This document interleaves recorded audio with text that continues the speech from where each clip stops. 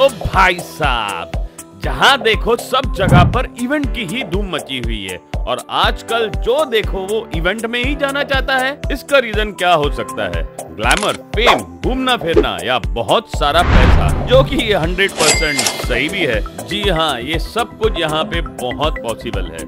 लेकिन एक फैक्ट बताता हूँ, केवल मुंबई में ही हर रोज की 2000 से ज्यादा इवेंट कंपनी स्टार्ट होती है और डेली 3000 से ज्यादा कंपनियां बंद भी हो जाती हैं क्योंकि एक्सपीरियंस की कमी और ओवर कॉन्फिडेंस, जिस वजह से लोग फेल हो जाते हैं। लेकिन आज मैं आपको इसके ब्लूप्रिंट दिखाऊंगा, मतलब कि एक्चुअल में स्टेज के पीछे क्या होता है, यानी कि पूरे इवेंट का ऑनगोइंग प्रोसेस और प्लानिंग क्या होती है, कितने मेन एरियाज होते हैं और उनका एलोकेशन कैसे होता है, और जो सबसे इम्पोर्टेंट है कि लास्ट मोमेंट चैलेंजेस को क्या बैकअप प्लानिंग करनी पड़ती है, जो इवेंट को 100% सक्सेसफुल बना देता है।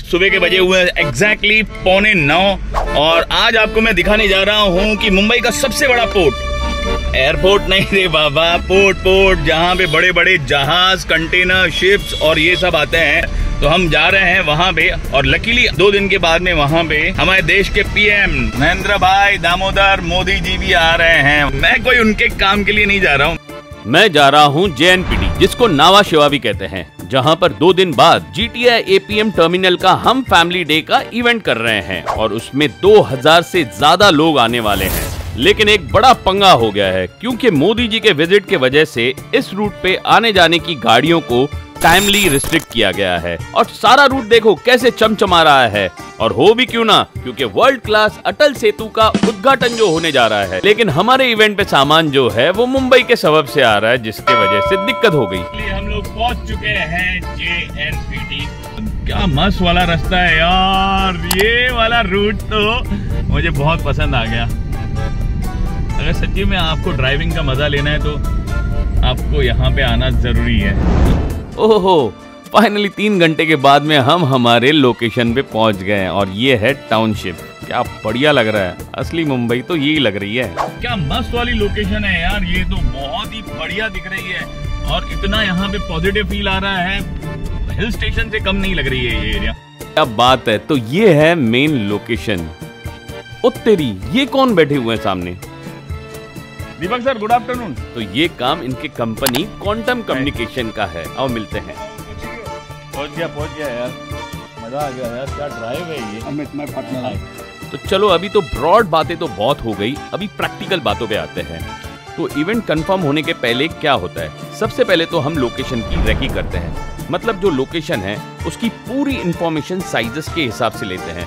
फिर जो क्लाइंट की रिक्वायरमेंट होती है वो सब चीजें उसके अंदर इंक्लूड करते हैं प्रॉपर एज पर स्केल के हिसाब से। फिर उसका look and feel 3D drawing में बनाते हैं और एक बार क्लाइंट से अप्रूवल मिलने के बाद प्रोडक्शन की शुरुआत करते हैं। जनरली प्रोडक्शन को 5 वर्टिकल्स में डिवाइड किया जाता है: venue construction, technicals, food and beverages, entertainment और लॉजिस्टिक्स। अब हर वर्टिकल में रिक्वायरमेंट के हिसाब से एलिमेंट्स रहते हैं जो शायद 1000 से भी ज़्यादा हो सकते हैं। तो सबसे पहले वेन्यू मार्किंग होती है और सभी वेंडर्स को उसी हिसाब से कॉल टाइम दिया जाता है और प्रोडक्शन शुरू किया जाता है। तो रिवर्स टाइमलाइन के हिसाब से कुछ हमारा टारगेट है जो हमको रात भर में कंप्लीट करना है। जैसे कि आपको पता चल ही गया होगा कि ये कॉर्पोरेट इवेंट है और मुझे इस इंडस्ट्री में 17 साल का हार्डकोर एक्सपीरियंस है। दूसरा दिन सुबह के 9:30 बजे। जैसे आप देख सकते हैं पूरी रात भर में बहुत सारा काम यहाँ पे कंप्लीट हो चुका है और आप खुद ही देख लीजिए। तो यहाँ पे जो है पूरा काम जोरों शोरों से चल रहा है यहाँ पे। तो टेक्निकल्स में यहाँ पे ट्रसिंग आ गया है और ये सारी लाइट्स आ गई है यहाँ पे, अगर आप देख सकते हैं तो। और यहाँ पे पूरी ट्रस लग गई है, बॉक्स ट्रस, और ये स्टेज भी रेडी हो चुका है। वहाँ पे हमारा पूरा टेक्निकल कंसोल आने वाला है और चेयर्स की भी यहाँ पे अरेंजमेंट हो गई है। रात को लाइटिंग के लिए यहाँ पे पूरा सेटअप हो गया है। तो आप देख सकते हैं कि पूरी ओवरनाइट में इतना सारा काम यहाँ पे खींच लिया हुआ है। और इवेंट में बहुत सारी कैटेगरीज होती हैं, जैसे वेडिंग इवेंट्स होते हैं, स्पोर्ट्स, लाइफस्टाइल, फैशन, पॉलिटिकल और यहाँ तक के कंडोलेंस इवेंट भी होते हैं, मतलब अंतिम यात्रा और शोक सभा के इवेंट भी होते हैं। तो यहाँ पे टोटल दोनों 7 का स्टैक यहाँ पे लगने वाला है। ये अभी इसको ऊपर पुलिस के हिसाब से खींचेंगे और ये लाइट्स का यहाँ पे पूरा सेटअप हो चुका है। और अगर आपको लगता है कि काम कंप्लीट हो चुका है तो नहीं, अभी तो ये सिर्फ 30% काम कंप्लीट हुआ है, 70% और भी बाकी है। वैसे इवेंट करना कोई रॉकेट साइंस नहीं है और मेरा मानना है कि हर एक बंदा इवेंट मैनेजर है, क्योंकि जो भी घर पे फ्रेंड्स में फैमिली में सेलिब्रेशन होता है वो इवेंट ही तो होता है, और क्या है। तो भला लोग इवेंट कंपनियों से काम क्यों करवाते हैं? क्योंकि ये हमारा प्रोफेशन है और इसमें गलती होने की संभावना ना के बराबर होती है और खर्चा भी कम होता है, क्योंकि रेगुलर वेंडर से काम कराते हैं। क्लाइंट का बहुत सारा पैसा बचता है और क्वालिटी भी अश्योर्ड रहती है। अब रात के एग्जैक्टली बज चुके हैं 3, हम जा रहे हैं सोने को, मिलेंगे कल सुबह को। गुड मॉर्निंग गाइस, आज है फाइनल डे और हम निकल पड़े हैं वेन्यू की ओर। हमारे साथ में ये बार रोजारियो भी है और यहाँ पे जैन भी है। 3 दिन के सेटअप के बाद में आज यहाँ का जो आउटपुट है कुछ ऐसे रहा है जो आप देख के आप बोलोगे कि हाँ यार कि ये चीज़ हमको देखने दी। मैं सोच रहा हूँ दिखाऊं या नहीं दिखाऊं, या फाइनल चीज़ ही दिखाऊं। चलो ठीक है यार, वॉक थ्रू ही करा देता हूँ आपको, एटलीस्ट आपको समझने में आ जाएगा कि इवेंट के पहले कैसे होता है। वो है हमारा किड्स एरिया, जहाँ पे बहुत सारी गेमिंग और एक्टिविटीज यहाँ पे होगी। अभी सुबह के बजे हुए हैं एग्जैक्टली 9:30 और तो 3 बजे के करीब हम यहाँ पे इसको रोल करना शुरू कर देंगे। ये पूरा सिटिंग एरिया है यहाँ पे, जहाँ पे हमने राइट हैंड साइड पे और लेफ्ट हैंड साइड पे 2000 चेयर यहाँ पे लगाई हुई है। और ये यहाँ पे टोटल 4 डिले स्क्रीन हैं, 1 2 3 4। डिले स्क्रीन बेसिकली जो पीछे बैठे हुए लोग रहते हैं उनको देखने के लिए होती है। जैसे कि आप देख सकते हैं स्टेज के बैकड्रॉप पे भी एलईडी स्क्रीन लगाई है, जहाँ पे ग्राफिक्स और लाइव रिले होगा। तो ये पूरा जो है वो डाइनिंग एरिया है यहाँ पे, जहाँ पे 2000 लोग खाना खाने वाले हैं और उसके पीछे जो है किचन का साइड है। चलो मैं आपको स्टेज के ऊपर लेके चलता हूँ कि स्टेज से कैसा व्यू दिखता है।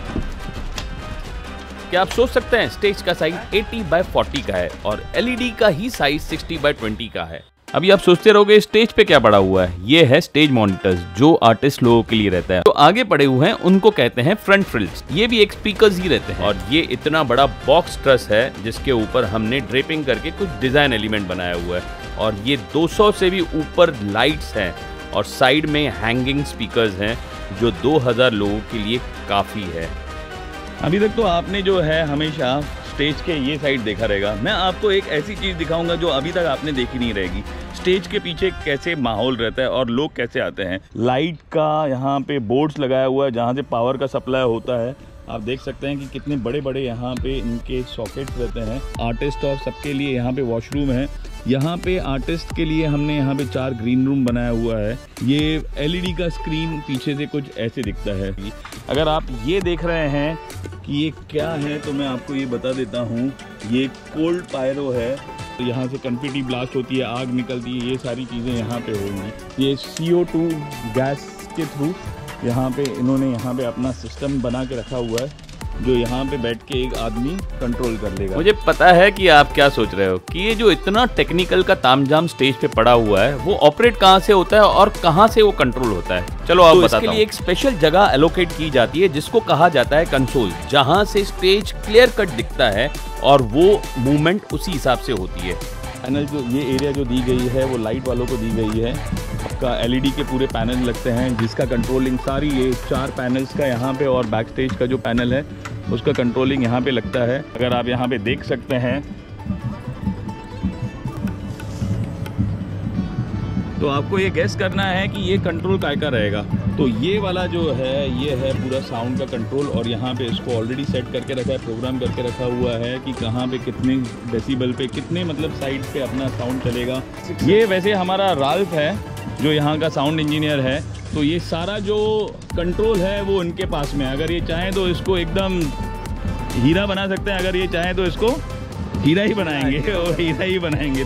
तो जैसे हर शुभ कार्य करने के पहले यहाँ पे भगवान का पूजा की जाती है, तो हम भी यहाँ पे पूजा करते हैं कि इवेंट में कोई भी रुकावट या दिक्कत नहीं आए और इवेंट अच्छी तरह से सक्सेसफुल हो। एक बात बताऊं, इसके आगे का चीज मैं आपको नहीं दिखा सकता हूँ। अरे मजाक कर रहा हूँ यार, काफी लंबा हो चुका है वीडियो, इसके लिए हम नेक्स्ट वाले एपिसोड में आएंगे और आपको सारा इन्फॉर्मेशन देंगे कि बैक स्टेज पे क्या धमाल होती है और कैसा यहाँ का माहौल होता है, कितना मजा करते हैं प्रेशर में होने के बावजूद। तो मिलते हैं नेक्स्ट व्लॉग में, तब तक के लिए बाय बाय और टेक केयर।